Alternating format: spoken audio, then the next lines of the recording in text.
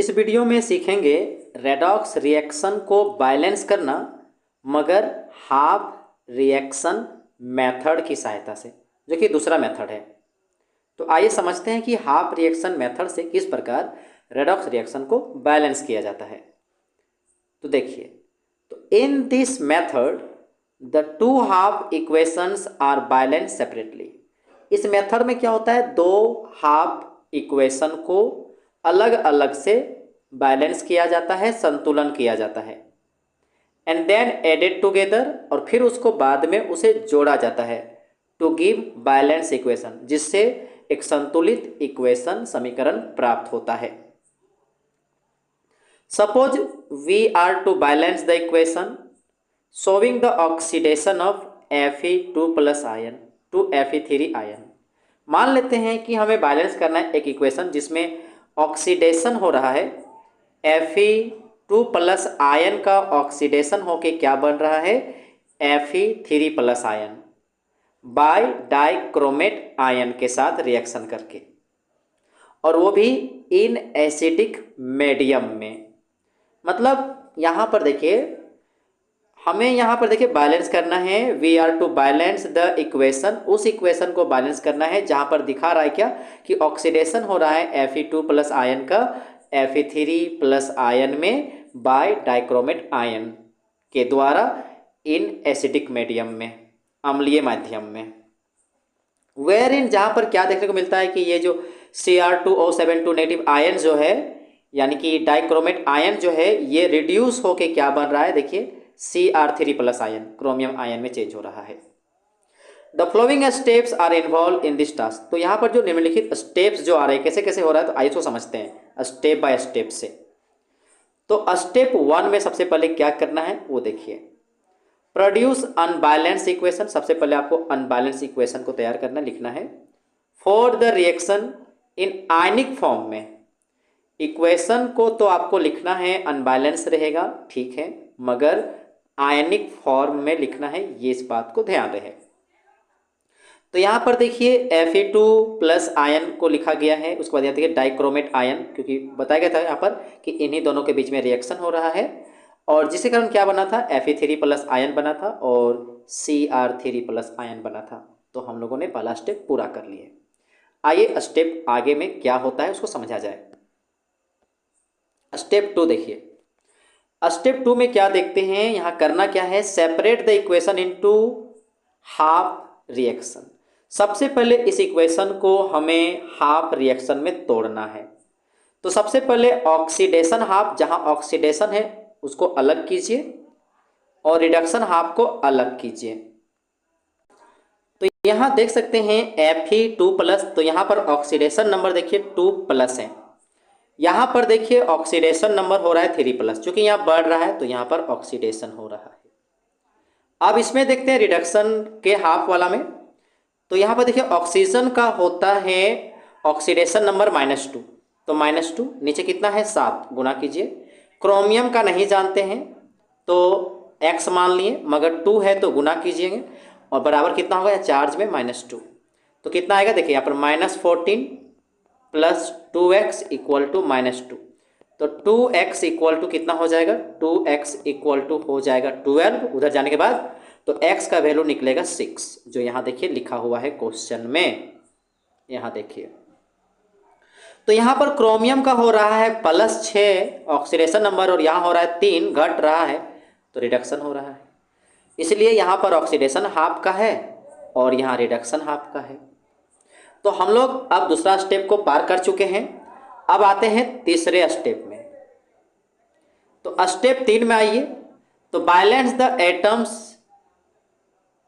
हमें अब उन एटम को बैलेंस करना है मगर other O and H, other than O and H, मतलब O और H को छोड़ के बाकी दूसरे एटम को बैलेंस करना है प्रत्येक हाफ रिएक्शन में, वो भी अलग अलग करके।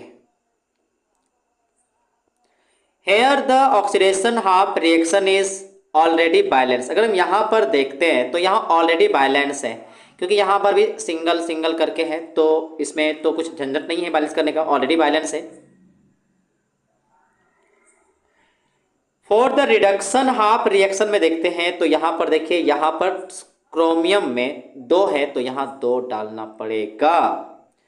तो Cr3+ के आगे 2 से मल्टीप्लाई करना होगा, तब जाके Cr एटम बैलेंस होगा।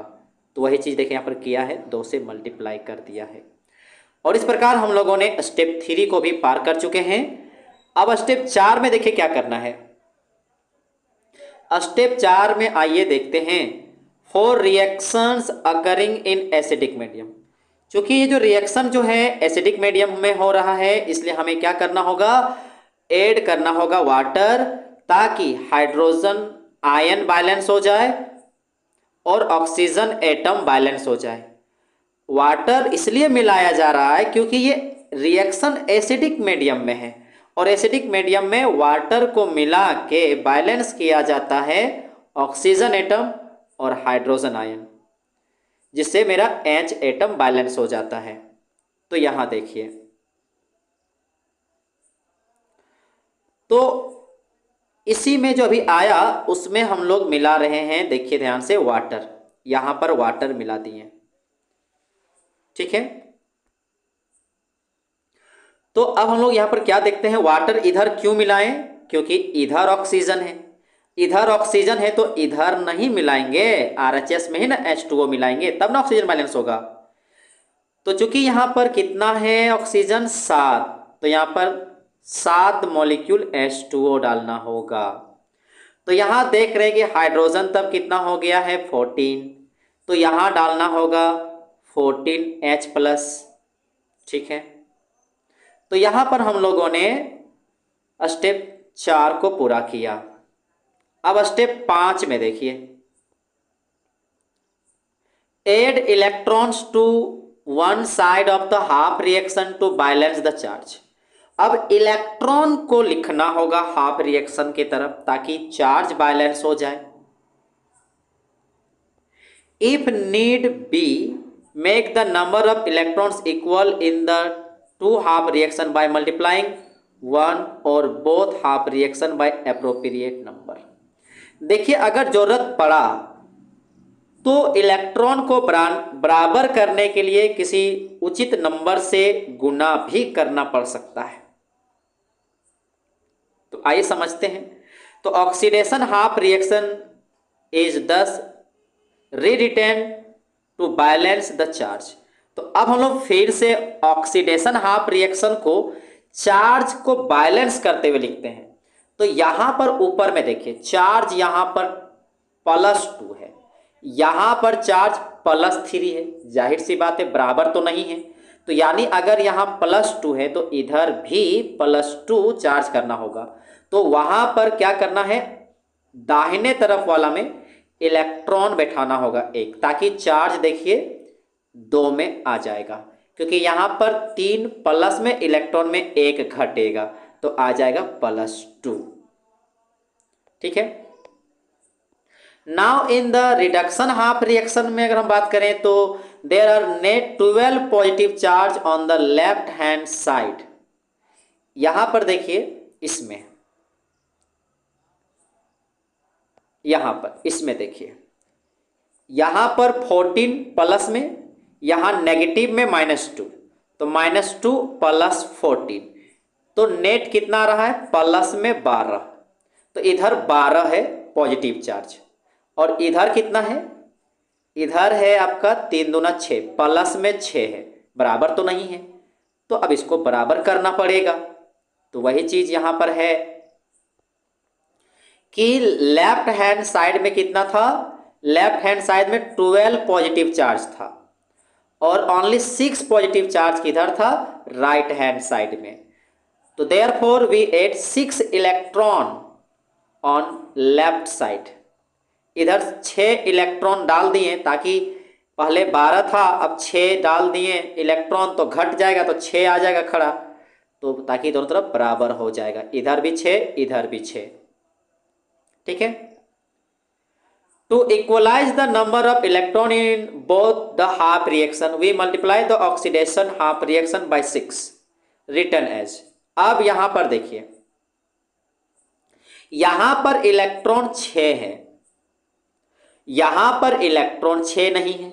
अब इलेक्ट्रॉन को बराबर करना है।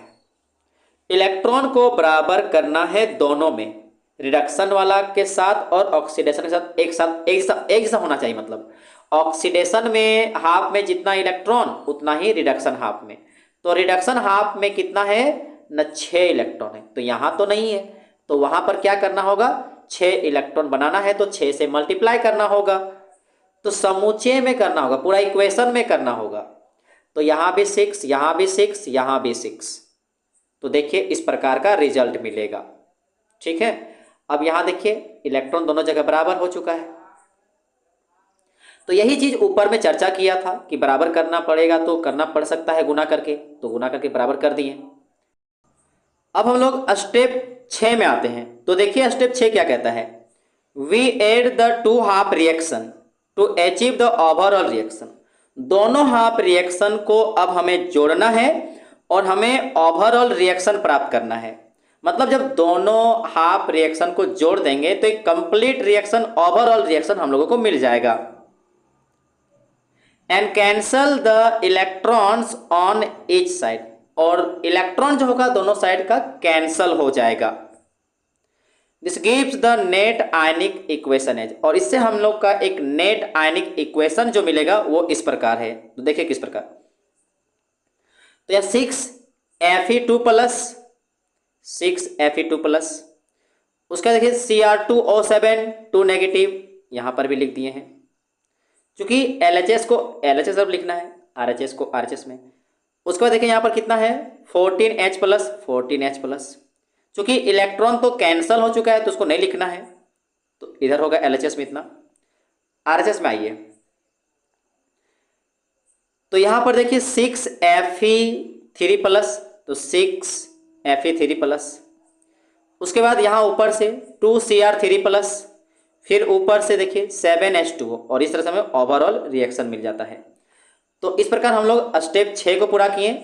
अब हम लोग आते हैं स्टेप 7 में। Verify that the equation contains the same type and number of atom. 7वां स्टेप में बताता है कि आपको वेरीफाई कीजिए, इक्वेशन को जांचिए कि सेम टाइप का एटम और नंबर बराबर है कि नहीं। And the same charge on both side of the equation, और इक्वेशन के दोनों तरफ चार्ज बराबर है कि नहीं। This last check reveals that, तो ये लास्ट चेक हमें इस बात का खुलासा करता है कि equation is fully balanced, equation पूरी तरह से बैलेंस है with respect to number of atoms and charges, atoms के मामले में भी और चार्ज के भी मामले में भी। For the reaction in a balance basic medium, मान लेते हैं कि कोई रिएक्शन जो है वो बेसिक मीडियम में है, तो first balance the atom as is done in acidic medium. तो बिल्कुल उसी तरह ही बैलेंस करना होगा एटम को जिस प्रकार आपने एसिडिक मीडियम के लिए बैलेंस किए थे। देन फॉर ईच, प्रत्येक हाइड्रोजन आयन के लिए क्या करना होगा, ऐड करना होगा equal number of OH negative ion both side of the equation, where H+ और OH नेगेटिव जो है ना appear on the same side, एक ही साइड में प्रकट होगा ऑफ द इक्वेशन, और फिर जब वो कंबाइन कर जाएगा ये दोनों तो उससे क्या बनेगा, उससे बनेगा वाटर। तो इस प्रकार हम लोगों ने रेडॉक्स रिएक्शन को बैलेंस करना सीखा हाफ रिएक्शन मेथड की सहायता से।